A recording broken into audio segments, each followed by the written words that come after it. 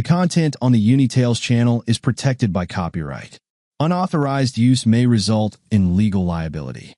I stood in the damp basement, the air thick with the stench of mildew, metal, and something else, something rotten. The flickering bulb overhead cast jittery shadows across the peeling walls. Around me, like wolves circling their prey, stood my colleagues. I had worked with these cops for over a year, but I never once considered them my own. Opposite me, arms folded across his chest, stood Sheriff Hector Wells. A big, heavy-set man with cold, calculating eyes. He always looked at you as if he already knew you were going to choose the wrong side. "Come on, Jake," he said, his voice calm but laced with irritation. "Do what needs to be done." Lying at my feet was a man, bound, beaten to a pulp. He was barely breathing, only groaning as he tried to pry open a swollen eye. He missed his payments more than once, Jake. We warned him. We're not animals. We gave him a chance. But he thought he could screw us over. I stayed silent, staring at the man before me. "What's the problem, huh?" Wells stepped closer, his voice growing sharper. "You've been here for over a year, but you still don't belong. You don't take bribes, you don't get involved. The others are worried.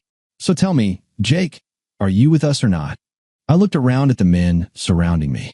They were waiting for me to make a choice. The gun in my hand was heavy cold. My finger trembled slightly, not from fear but from anger. "I don't kill unarmed men." Wells sighed and shook his head, like a disappointed father dealing with a stubborn child. "You let me down, Jake." And then something hard struck the back of my skull with a sickening crunch. Pain exploded in my head, and I collapsed to my knees. The world was already slipping into darkness when I heard Wells' voice one last time. "Then you're not with us." I woke to the sharp, acrid stench of blood and gunpowder filling my nostrils.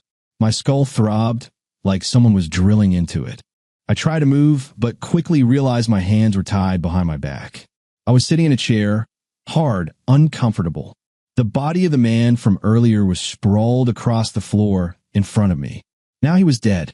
A neat bullet hole in his forehead, dried blood caked on his cheeks. Of course, someone had pulled the trigger after all. "Rise and shine, sleeping beauty," came Wells' voice. I lifted my head. He stood before me, lazily chewing on a toothpick, as if this was just another day at the office. Behind him, the others loomed, smirking, exchanging glances. Charlie, the bastard, stood with his hands in his pockets, looking at me like a jackal, finally watching the lion get cornered. "Well, Jake," Wells crouched beside me, his voice smooth. "I knew from day one that we wouldn't get along. Honest cop, straight-laced guy. People like you, they don't last down here. They either get eaten or they learn that fighting back is pointless. I kept hoping you'd get it. But look at where we are now." I said nothing, staring straight into his bottomless gray eyes. "In the end, you lost everything," Wells sighed. "Everything, Jake. You could have had money, power, been the king of this goddamn city. No one would have dared to cross you. You could have had it all. But you chose to be a saint." I smirked. "I thought you didn't believe in saints." "I don't believe in anything except power and money," he shrugged. "But you? For some reason, you thought you could stay clean." I leaned forward as much as the ropes allowed. "I'm not like you." Wells paused for a moment, then slowly shook his head. "You know," he said, his lips curling into a cruel smile, "your wife, she is." A cold knot twisted in my stomach. "Olive, oh yeah, Jake," he grinned, standing up and glancing at Charlie. "Tell him." Charlie chuckled, tilting his head. "Man, you know, I almost feel bad for you. She's good, Jake. Real good. If I were you, I'd almost be proud. Right up until I realized what a pathetic idiot I was." "Shut up," I growled, my pulse hammering in my ears. "Shut up? You think I'm lying?"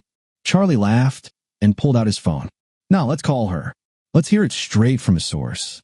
I struggled, but the ropes only cut deeper in my wrists. Wells smirked. "Put on speaker," he said. "Let our Jake hear it loud and clear." Charlie pressed a few buttons, and the silence of the basement was broken by the ringing tone. My teeth clenched so hard my jaw ached. Then, her voice. "Hello." "Hey there, sweetheart," Charlie purred, grinning. "You miss me, Charlie?" Her voice sounded confused, but not afraid. "Why are you calling?" "Oh, you know, Jake's here with me."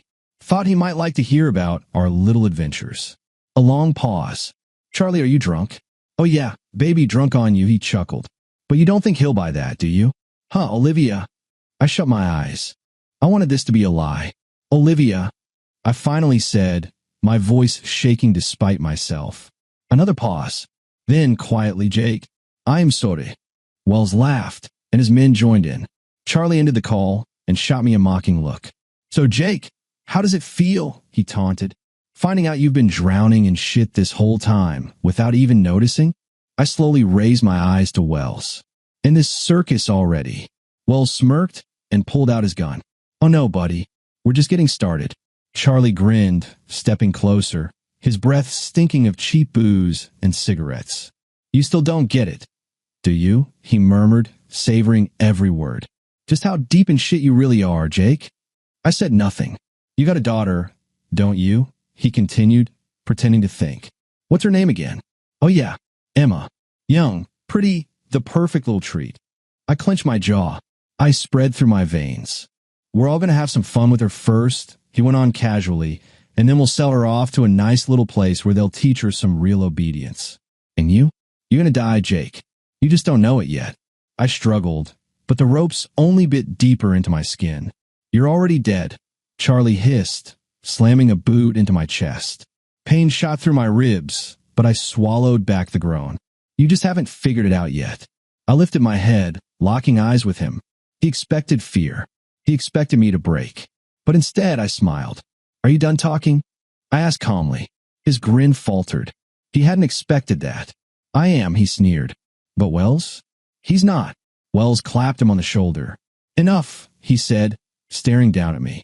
He's got the message. Dump the body and take Jake to Vince. Let our chemist handle this. I froze. Vince. Fucking Vince. If Wells had decided to hand me over to him, that meant I didn't have much time left to come up with a plan. They shoved me out of the car roughly, like a bag of trash. The neon light slashed across my eyes, reflecting off the rusted barrels scattered across the yard. The air was thick with the stench of burning chemicals and something sickly sweet, something nauseating, forcing its way into my lungs. I knew exactly where they had brought me. Vince emerged from the shadows, lazily dusting off his hands. Tall and gaunt, with deep wrinkles across his forehead and thin, colorless lips. He looked like a rat long accustomed to living in a labyrinth of poison. I knew they'd bring you to me sooner or later, Jake, he sneered, giving me the kind of once-over you give a piece of merchandise before throwing it into the grinder.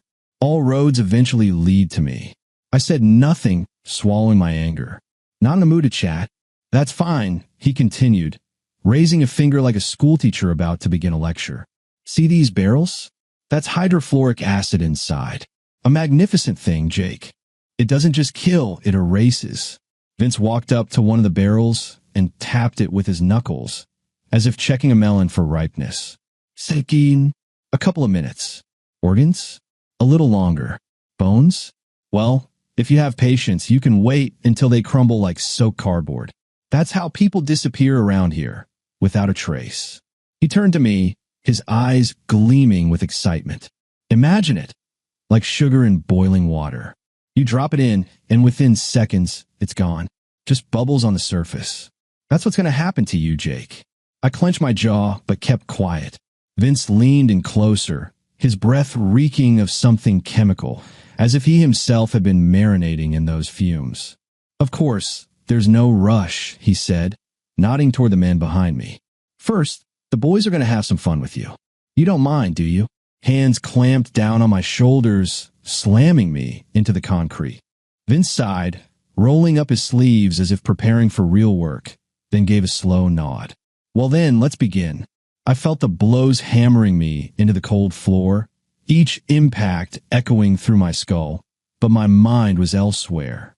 I looked at their faces, these smug, self-satisfied bastards who thought they had me at their mercy, who saw me as just another casualty on their long list. They had no idea who they were dealing with. To them, I was just some straight arrow cop, an idiot who ended up in the wrong place at the wrong time.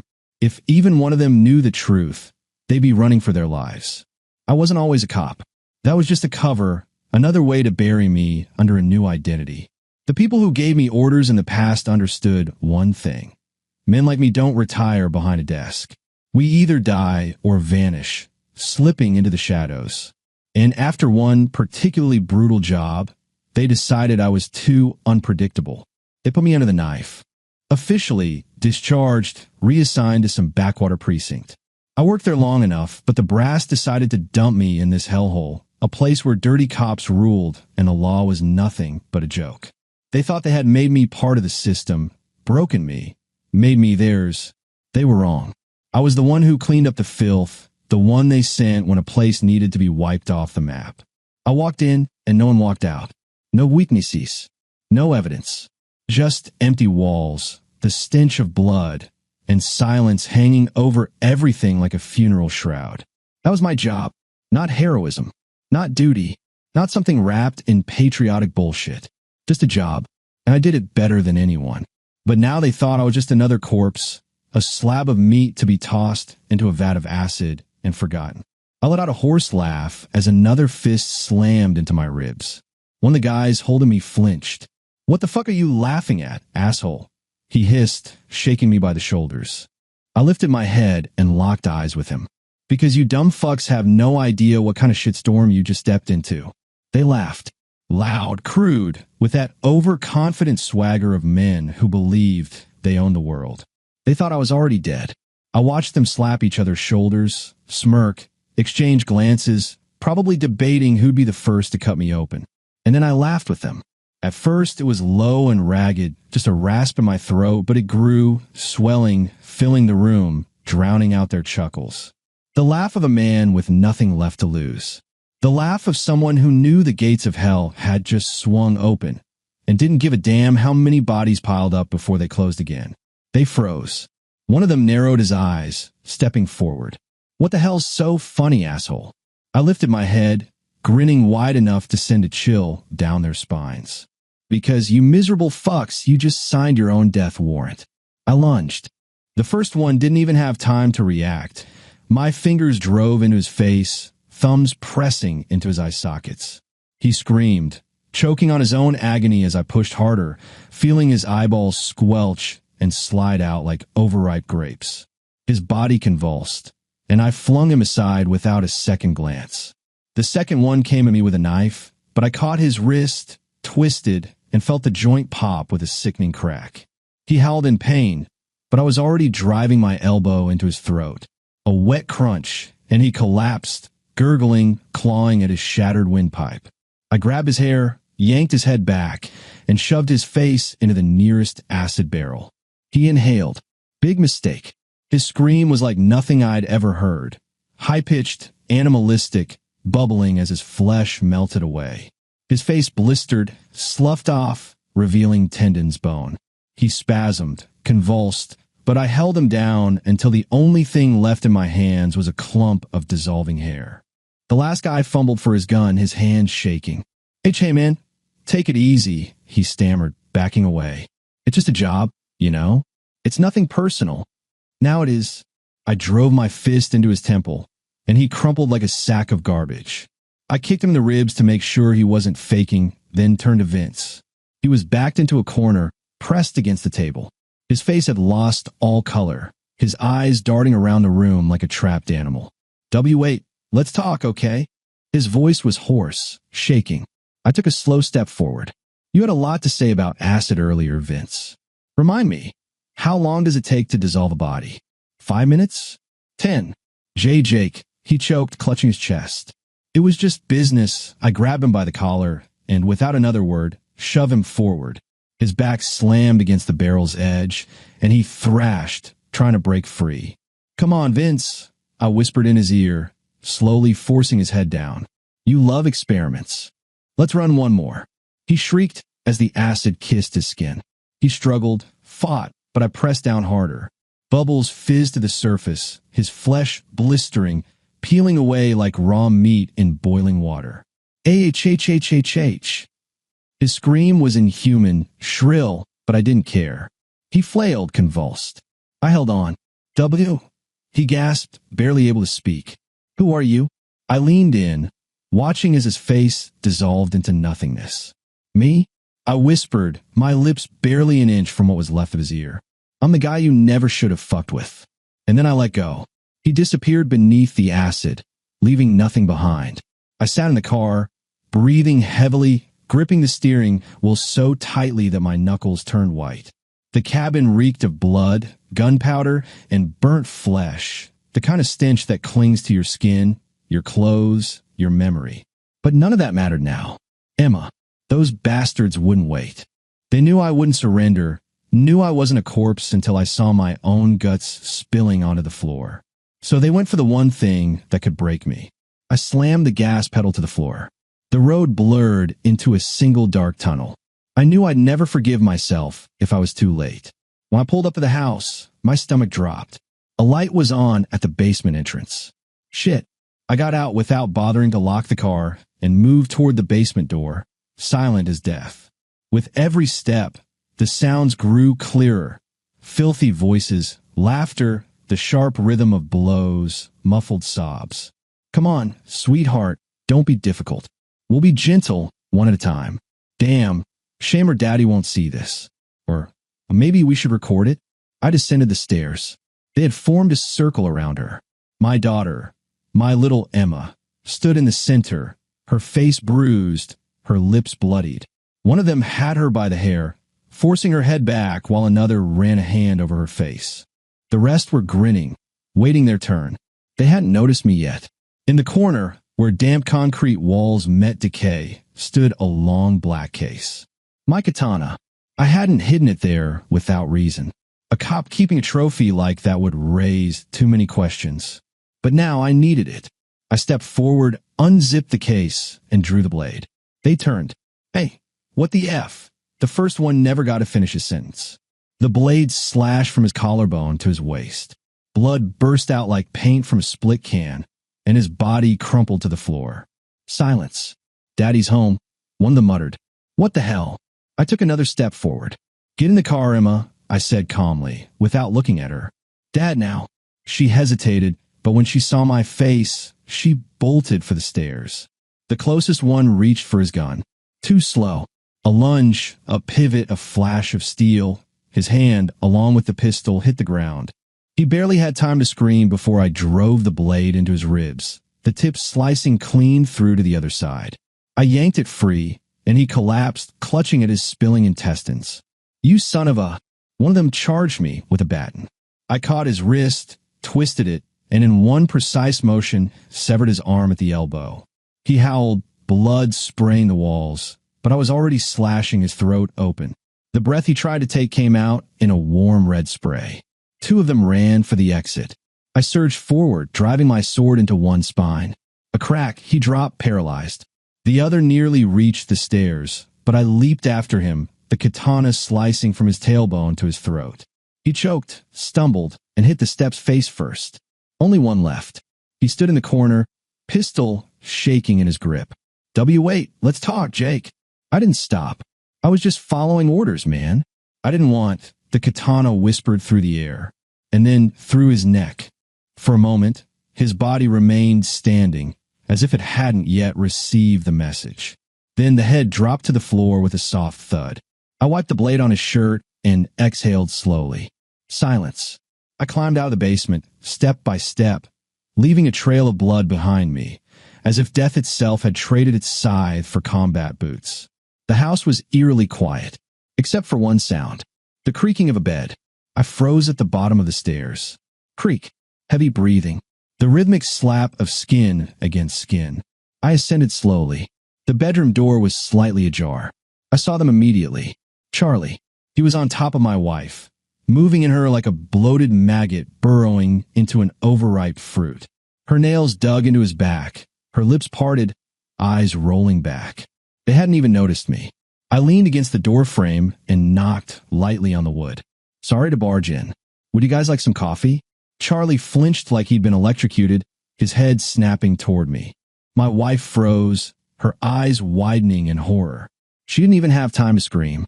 I stepped inside. Jake, Charlie stammered, rolling off her, fumbling for his pants. Brother, let's not do anything stupid. I swung the katana. A crunch. A scream. Charlie's hand, still clutching his gun, hit the floor. Blood geysered onto the sheets as he collapsed, clutching the ragged stump where his wrist used to be. Nothing stupid? I smirked, shaking blood from the blade. Buddy, I'm just getting started. My wife pressed herself against the headboard, wrapping the sheet around her body. Jake, listen, this isn't not what I think. I mocked her, stepping closer. She shrieked, clutching the sheet tighter, but it was already too late. I yanked it from the bed, twisting it expertly into a makeshift trash bag, and in seconds, she was wrapped and ready for disposal. Jake, no. She thrashed, but I dragged her toward the window in one swift motion. No. I swung her, hurling her straight into the closed window. Glass exploded as she sailed through the air. For a few brief seconds, she was weightless. Then, thud. She landed with a dull crash directly into the garbage dumpster below. The lid slammed shut over her like a coffin. I leaned out the window, evaluating my throw. Three-pointer, I murmured with a smirk. Maybe I should have gone pro. A wheezing groan sounded from behind me. I turned. Charlie was crawling across the floor, leaving a smeared trail of blood behind him, desperately reaching for his severed hand as if he could somehow reattach it. I stepped forward and planted my boot on it. Forget something, brother? Please. Jake. Oh no, buddy. I leaned down closer.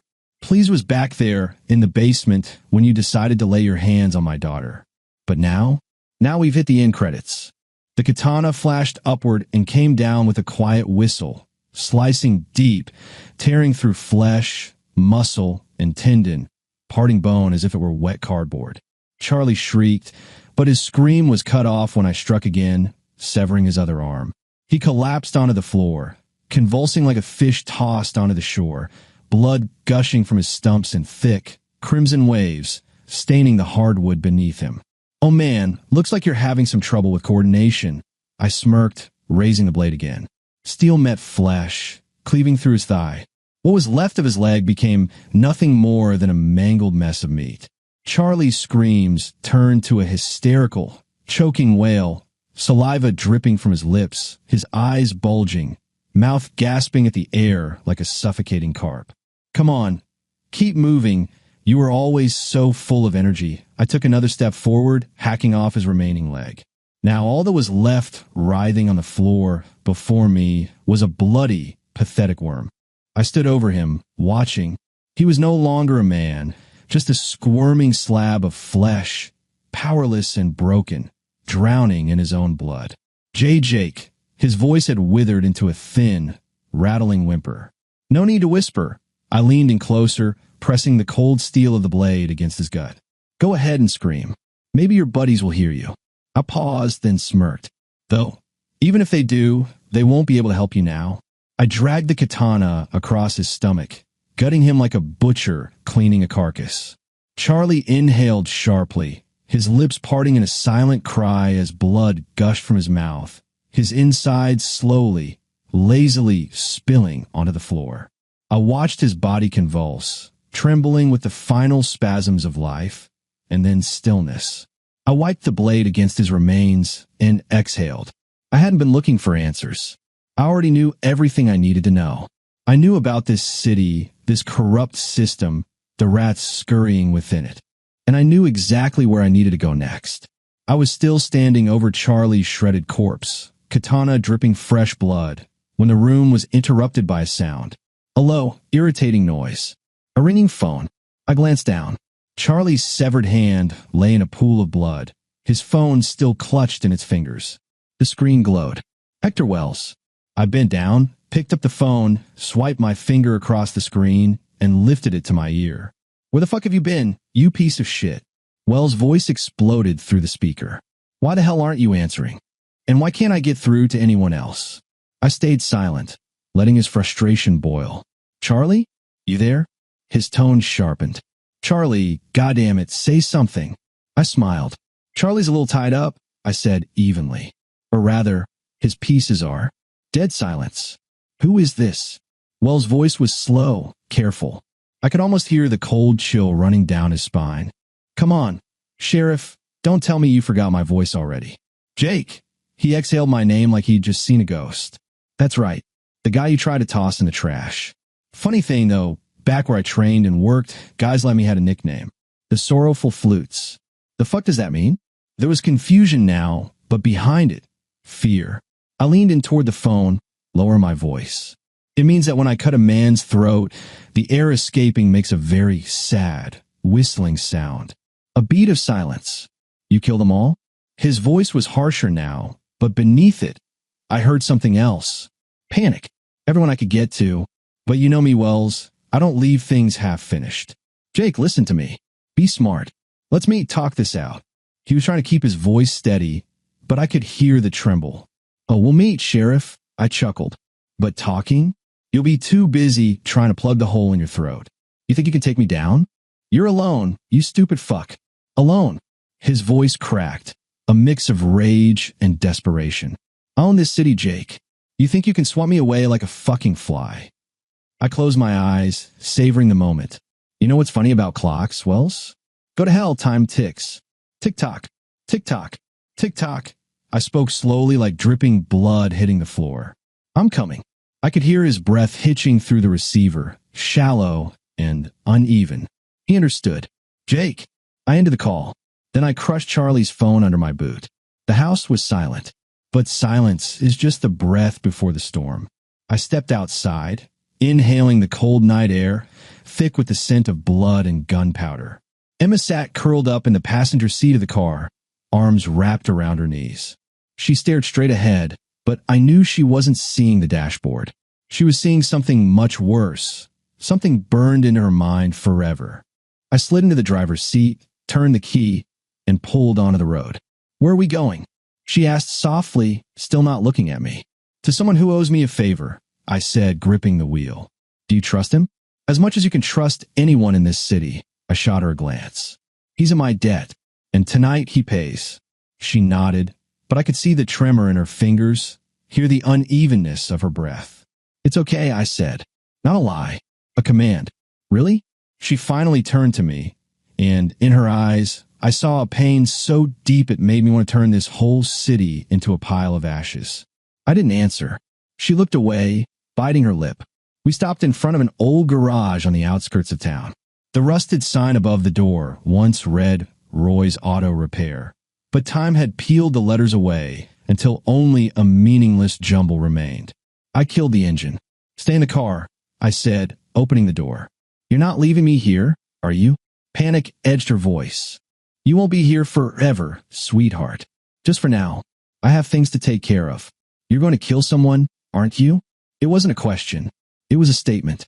I met her gaze. I'm going to finish what should have been finished a long time ago. She swallowed hard and looked away. I sighed and stepped out of the car. Roy was an old, tough bastard. Once his hands had been more fat than muscle, but now they were nothing but sinew and raw strength. We had crossed paths years ago when he found himself in debt to the wrong people. The very wrong people. I solved that problem. Permanently. Now he owed me. I knocked on the metal door. Closed. Came a muffled voice from inside. I knocked again, harder. For fuck's sake, I heard him grumble, footsteps approaching, then the scrape of a lock turning. Roy squinted against the glare of my headlights. When he saw me, he froze. Well, I'll be damned. Jake? Hey, Roy. You look like you just walked out of hell. Close enough, I said, glancing toward the car. I need a favor. He followed my gaze to Emma. That her? Yeah. Your daughter? Yeah. Roy ran a hand down his face and sighed. All right. Cool. I turned and motioned for Emma. She stepped out, wrapped in my leather jacket, and hurried over.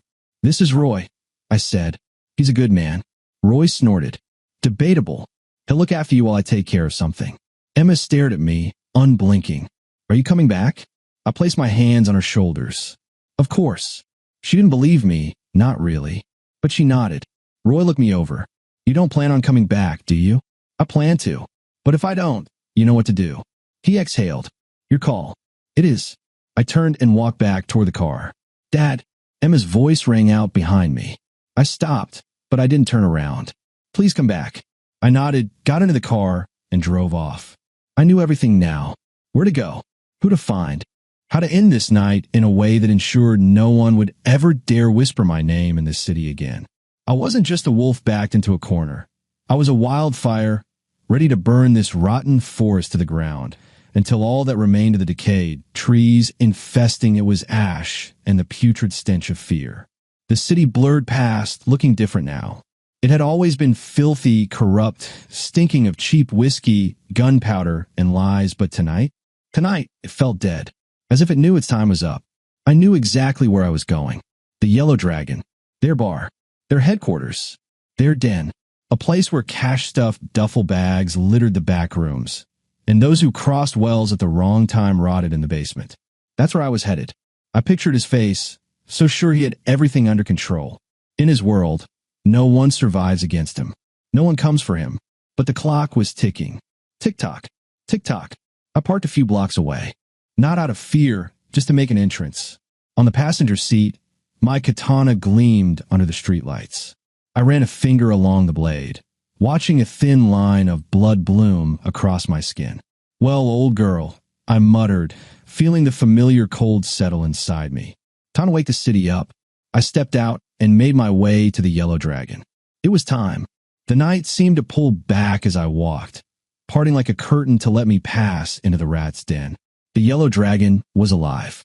Loud music, drunken laughter, the stench of cheap tobacco mixed with sweat, and the quiet fear of those who had long since realized they would never leave this place by choice. I pushed open the door and walked in. They didn't realize death had just walked in for a drink. Not yet. The first idiot, some bouncer by the entrance, didn't even bother looking up, too focused on the dirt under his fingernails. "We're closed, fuck off," he muttered, picking at something between his fingers. I didn't respond.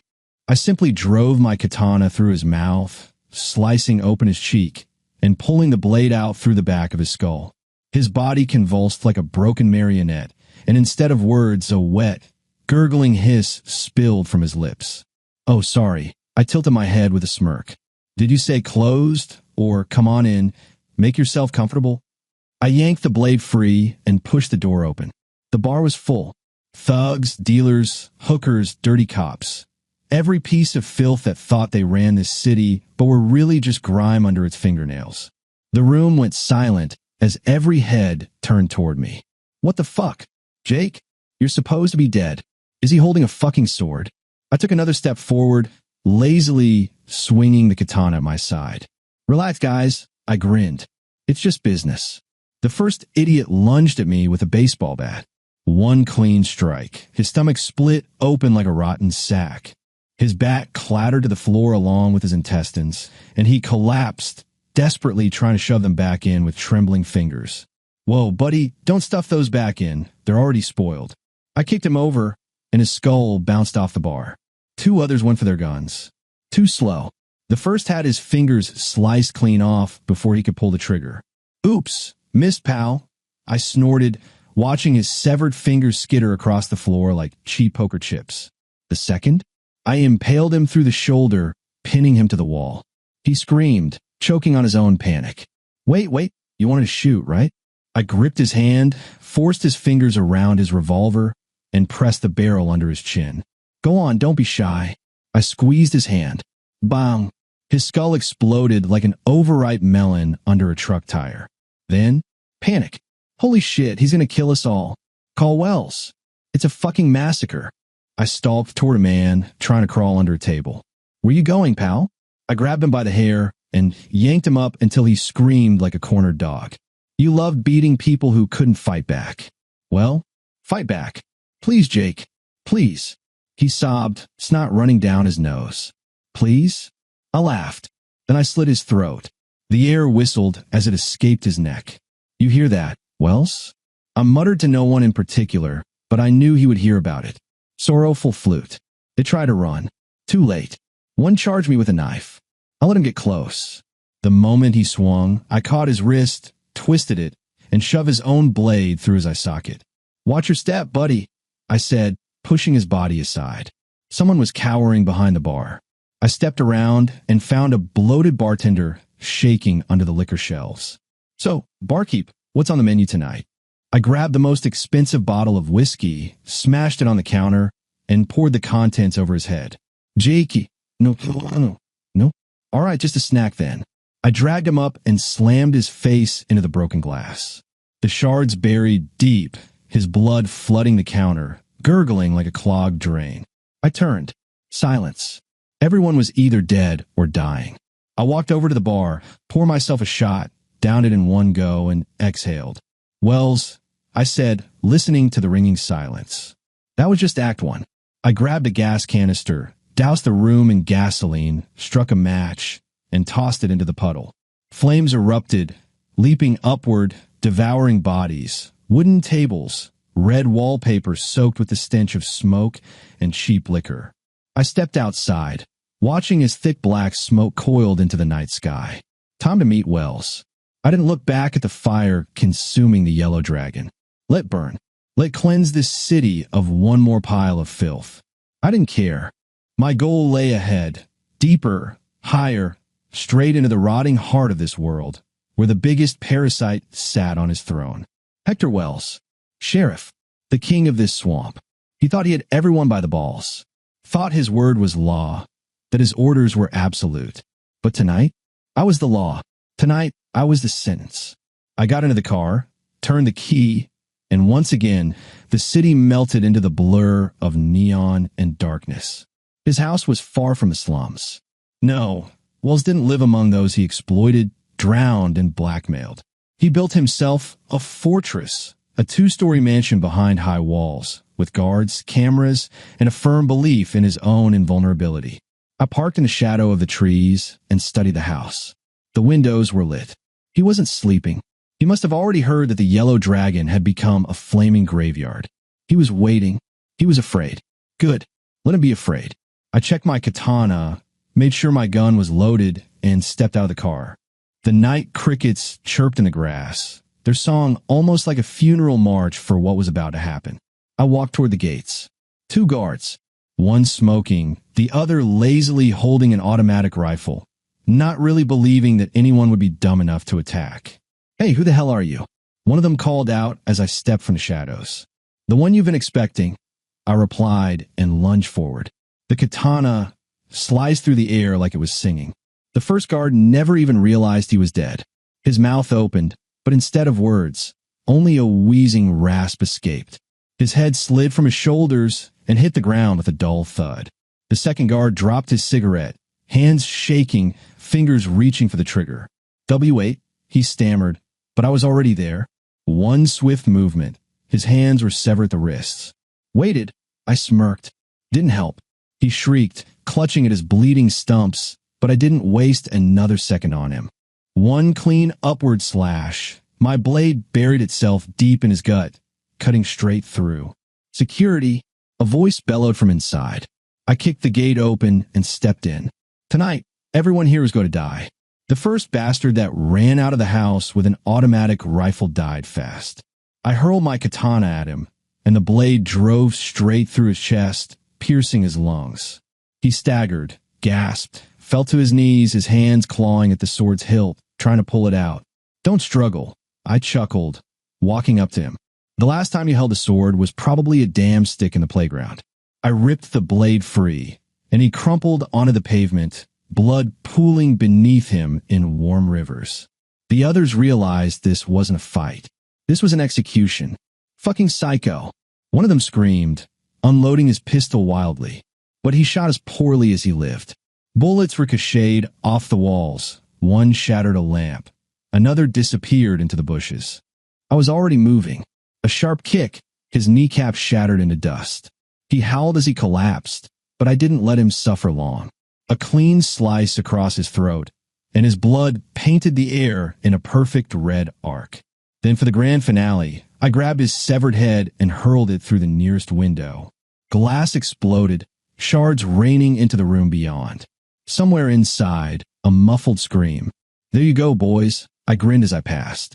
Use your heads for thinking, not breaking windows. 2 guards remained, trying to regroup. One pulled out a knife, the other a sawed-off shotgun. Come on, you son of a bitch, the shotgun guy growled. Let's do this. I smiled. You sure? He fired. I sidestepped, and in that same moment his friend howled in agony, because the blast had turned his thigh into hamburger meat. Fuck, you shot me, you dumbass. The wounded man screamed, dropping to the ground. I stepped forward, kicked the shotgun aside, and cleaved off his arm at the elbow. He shrieked. Didn't last long. I spun and slashed, gutting him down to the spine. His intestines slithered onto the pavement like fat, writhing snakes. Careful, buddy, I said, watching him stare at his own insides in sheer horror. Don't lose those. You'll need them later. The last man, the one with the knife, was already crawling toward the exit, trying to escape the massacre. No, he whimpered, leaving a bloody trail behind him. I closed the distance in 3 steps, grabbed him by the collar, and hoisted him up. You don't actually think you're getting away, do you? He sobbed. No, please. All right, have it your way. I lifted him a little higher. Oh, really? Hope flashed in his voice. I turned and smashed his face into the concrete wall.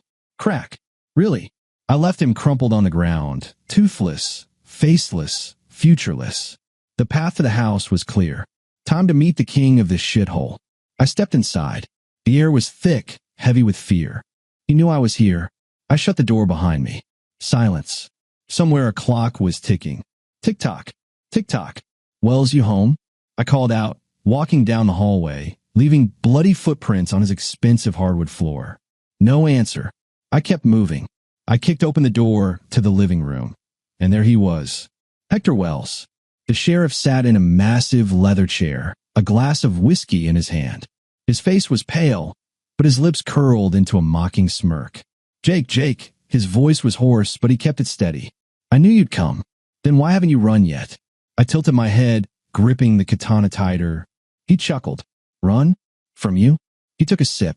You're not the first who's tried to take me out, but you'll be the last. I stepped forward sharply and swung the katana. His hand, along with the glass, hit the floor.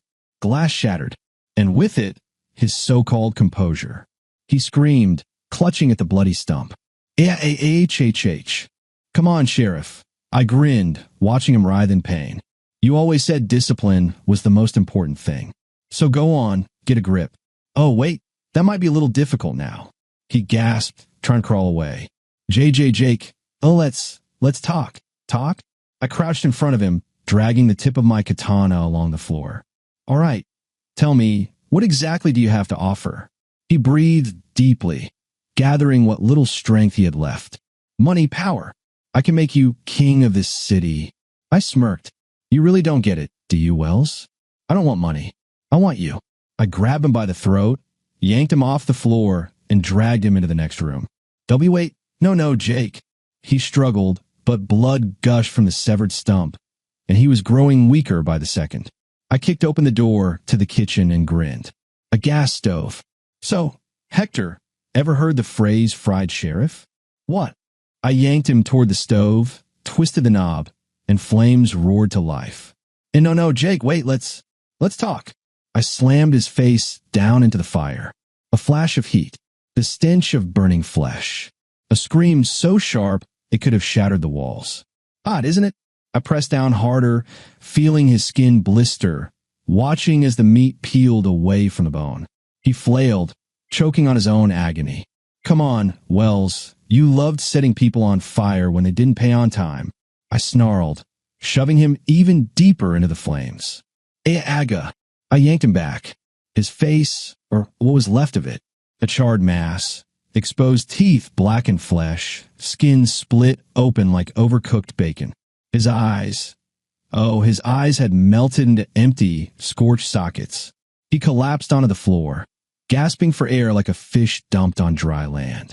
Jake. His ruined lips barely moved. What's wrong, Sheriff? I leaned down. Too warm a welcome? He only wheezed. It's over, pal. Time's up. I raised the katana.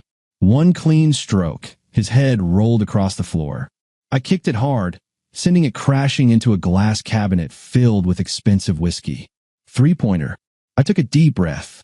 The room smelled of blood, smoke, and fear. It was done. This chapter was closed. Now I could go get Emma. I drove through the empty streets, feeling the night coil around the city like a tightening noose. It was as if the city itself was holding its breath, realizing that something had changed, that an era had ended. No more Wells. No more of his men. Only me. Emma was waiting for me at Roy's. When I walked in, she was curled up on the couch, wrapped in an old plaid blanket. Roy stood nearby, a cigarette dangling from his lips. "Jesus, kid," he muttered, looking me over. "You look like you just came back from a war." I gave a tired smirk. "Where do you think I've been?" Emma lifted her head. Her eyes were dark, searching. "Is it over?" she asked. I nodded. She hesitated, as if afraid to believe it. "He's dead?" "Yeah, sweetheart. And the rest of them, too." She nodded, clenched her fists, and looked away. "Time to go," I said, turning to Roy. "Thanks." He nodded, exhaling a stream of smoke. "You saved my life once, Jake. We're even now." I smiled slightly, clapped him on the shoulder, and led Emma to the car. Before leaving the city, I had one last loose end to tie up. My wife. She survived. I wasn't sure whether I should be relieved or disappointed. After what she did, after she betrayed me and our daughter, I didn't even want to look at her. But I knew that if I left without seeing her face one last time, I'd regret it. The hospital. I pushed open the door to her room and found her lying there, wrapped in bandages, like some mummified goddess of deception, barely able to move. One arm in a cast, the other strapped to and for. Her face was bruised, her neck wrapped, dried blood crusted on her lip. She looked exactly like someone who had been tossed into a garbage dumpster where she belonged. She turned her head and saw me. "Jake." Her voice was weak, pathetic. I sat down in the chair beside her bed, elbows on my knees, fingers laced together, studying her carefully. "How are you?" I asked, my voice cold. She blinked, as if she couldn't believe I'd asked that. "How am I?" Her voice trembled with a mix of disbelief and fear. "You threw me out a fucking window, Jake." I smirked. "Well, you were trash even before that. Now it's just fitting." She swallowed hard. You're not going to kill me, are you?" I tilted my head. "What do you think?" She trembled. Even through the bandages, I could see her shoulders tense. "Jake, I made a mistake." "A mistake?" I nodded slowly. "You know what your biggest mistake was?" She froze. I leaned forward, my face inches from hers, watching the last flickers of hope die in her eyes. "You thought I forgive." A choked sob escaped her, tears spilling down her cheeks. "Jake, please." I lowered my voice, my lips nearly brushing her ear. I felt her breath hitch, her heartbeat quicken, like a rat trapped in a corner. "Do you know what's the worst thing about hell, darling?" I whispered, feeling her fingers clench into the sheets. She didn't answer. She just shook. I smirked. "It's not the fire, not the pain, not the screams. The worst part is thinking the worst is over." I let the silence stretch, and realizing it's only just begun. She slapped a hand over her mouth, whether to stifle a sob or keep from vomiting, I didn't care. I traced a finger lightly over the bandages on her cheek. "Sleep tight, sweetheart," I murmured. "Maybe one day, I'll come for you." Then, I stood up and walked out, leaving her alone in the sterile, suffocating silence. I knew that every night, when she closed her eyes, she would listen for sounds in the dark, wondering if I was already there. I had taught her fear. I knew they would come. They always come when it's over. A day after the yellow dragon burned to the ground and Wells Mansion turned into a freshly dug mass grave, the city was swallowed by fear. Everyone who had lived off this filth, who had fed from it, protected it, suddenly realized the balance of power was gone. And when the balance collapses, they come. I sat in an office, hands cuffed, facing a man in a sharp suit. Gray, unremarkable, but there was no fear in his eyes. He wasn't some local cop. No, this was someone from a much higher ladder. He folded his hands on the table and studied me carefully. "You're not even trying to deny it," he said finally. I smirked and leaned back in my chair. "Why would I? You already know what I did." He nodded, flipping through the file in front of him. 27 confirmed dead. One police station flooded with missing person reports. The entire city is in a panic. This isn't even a cleanup. He looked up at me. "This, Jake, is a goddamn carnival of hell. You forgot that I know how to throw a party." He tilted his head slightly, lacing his fingers together. "All of this. You were sent here just to be part of the system." I grinned. That was your decision. Your mistake. He didn't respond immediately. Then, with a sigh, he snapped his fingers. One of the men in the room stepped forward and unlocked my cuffs. I rubbed my wrists, raising an eyebrow. So what now? The gray man shut the file and tapped it lightly with his knuckles. The city needs new order. You won't be tried. No body, no case. And we have far too many bodies for anyone to bother counting. This will all just disappear. I nodded, processing his words. And what do I get in return? He smiled. A new city, a new life, a new job. I'm out of the game. Oh, Jake, he chuckled, shaking his head. You were the game. I left that city 2 days later. Emma was safe. I gave her everything I could, money, connections, a name that people now feared. She grew up. She changed. But in her eyes, there would always be a shadow of that night. I settled somewhere else. Far away. Quiet. No prying eyes. A new passport, new papers, a new profession. But you know, sometimes when I walk down a street, when I step into a bar and see some rat puffing up with power, thinking he's untouchable because he has an entire rotten system behind him, I smile. Because I know, sooner or later, someone like me will come for him. And then the clock will start ticking again. Tick-tock, tick-tock.